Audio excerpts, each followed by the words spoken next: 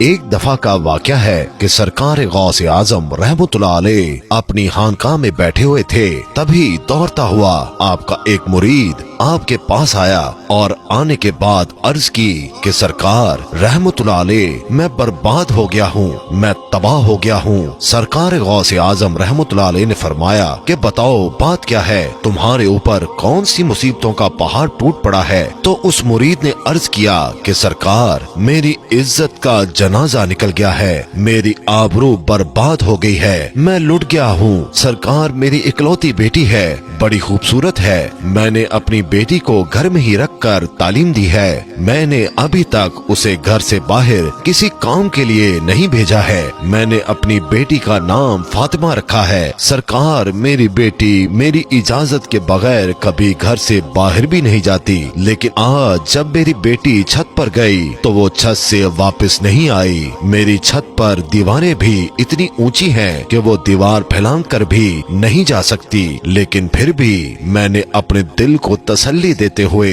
اپنے آس پڑوس میں پتہ کروا لیا اور رشتہ داروں میں بھی پتہ کروا لیا ہے، مگر کہیں بھی میری بیٹی کا نام و نشان نہیں ملا ہے۔ سرکار غوث اعظم رحمتullah علیہ مجھے میری بیٹی چاہیے اور زندہ چاہیے۔ سرکار غوث اعظم رحمتullah علیہ نے فرمایا ٹھہر جاؤ، اور سرکار غوث اعظم نے اپنی آنکھوں کو بند کر لیا۔ چند ہی لمحوں کے بعد آنکھیں کھولی اور اپنے اس مرید سے فرماتے ہیں اپنے دل کی بےتابی کو دور کر دو، تمہاری بیٹی آج ہی ملے گی اور زندہ ملے گی اور پوری عزت کے ساتھ ملے گی۔ پھر سرکار غوث اعظم رحمتullah علیہ نے فرمایا اے میرے مرید کیا تم جانتے ہو کرب کے ویرانے کو؟ تو اس مرید نے عرض کیا سرکار وہ تو بڑا بھیانک جنگل ہے، بڑا دہشت ناک جنگل ہے، دن میں بھی وہاں جاتے ہوئے ڈر لگتا ہے۔ تو حضور غوث اعظم رحمتullah علیہ نے فرمایا کہ تم کرب کے ویرانے میں چلے جاؤ، پہلا قلعہ چھوڑ دینا، دوسرا قلعہ بھی چھوڑ دینا اور تیسرے قلعے کی چوٹی پر جا کر بیٹھ جاؤ،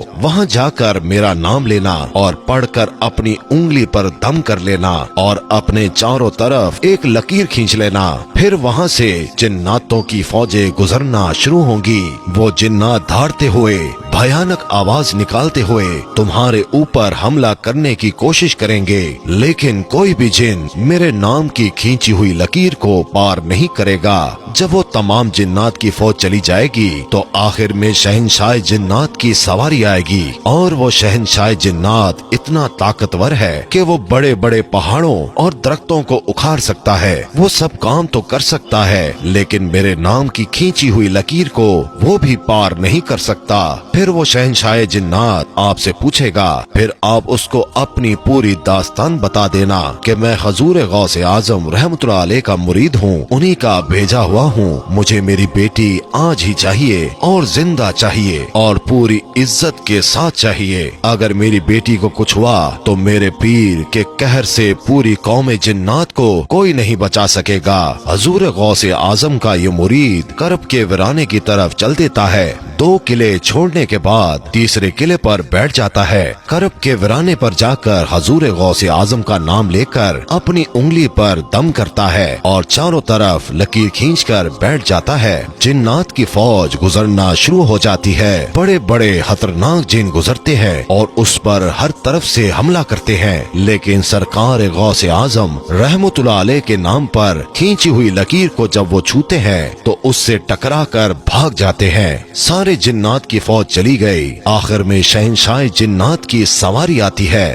وہ اپنی پوری شان و شوکت کے ساتھ آ رہا تھا۔ جب اس نے اپنے راستے میں ایک انسان کو بیٹھا ہوا دیکھا تو شیر کی طرح دھاڑتا ہوا اور ہاتھی کی طرح چنگھاڑتا ہوا اپنی پوری قوت کے ساتھ اس مرید پر حملہ کرنے کے لیے لپکا، لیکن جیسے ہی حضور غوث اعظم رحمتullah علیہ کے نام پر کھینچی ہوئی لکیر سے ٹکرایا، وہیں پر گھٹنے ٹیک کر بیٹھ گیا اور اس سے پوچھتا ہے کہ تم کون ہو اور کہاں سے آئے ہو، بات کیا ہے؟ حضور غوث اعظم رحمتullah علیہ کے مرید نے اپنا پورا مقدمہ پیش کیا کہ ऐ जिन्नात के बादशाह, मैं हजूर गौसे आजम का मुरीद हूँ। मेरी लड़की छत पर गई थी और वहाँ से मेरी बेटी गायब हो गई। कोई जिन उसको उठाकर ले गया है। मुझे मेरी लड़की आज ही चाहिए और जिंदा चाहिए और इज्जत के साथ चाहिए। जब शहंशाह जिन्नात ने हजूर गौसे आजम रहमतुल्लाह अलैह का नाम सुना तो अपनी फौज को वापस बुलाया और वापस बुलाने के बाद कहा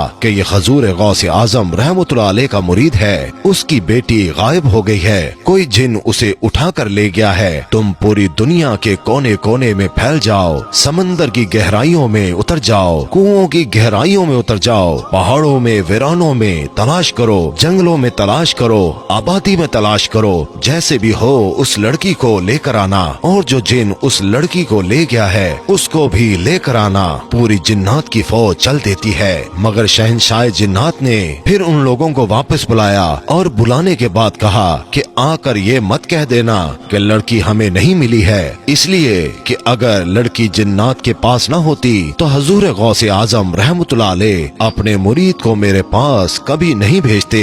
सारी की सारी जिन्नात की फौज समंदरों की तह में, खंडरों में, आबादी में, वीरानों में, जंगलों में, पहाड़ों में लड़की को तलाश करना शुरू कर देते हैं। बहुत ही मुश्किल के बाद जो जिन उस लड़की को ले गया था उसको और उस लड़की को शहंशाह जिन्नात के पास ले जाते हैं। उन जिन्नात ने कहा कि ऐ शहंशाह जिन्नात, हमने इसे बड़ी मुश्किल से तलाश किया है। शहंशाह जिन्नात ने उस जिन से कहा कि तेरी हिम्मत कैसे हुई? क्या तुझे पता नहीं कि हजूर गौसे आजम रहमतुल्लाह अलैह कौन है? तुझे उनके शहर से लड़की ले जाते हुए डर नहीं लगा? तो जिन ने कहा, ऐ शहंशाह जिन्नात, मेरी इतनी हिम्मत तो नहीं थी, लेकिन मैं क्या करता।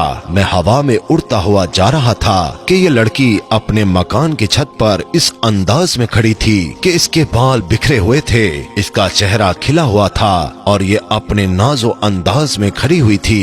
शहंशाह जिन्नात ने कहा कि तुमने पूरी कौम जिन्नात को खतरे में डाल दिया है। अगर शेख साहब जलाल में आ जाते तो पूरी कौम जिन्नात को पूरी दुनिया के किसी कोने में जगह न मिलती।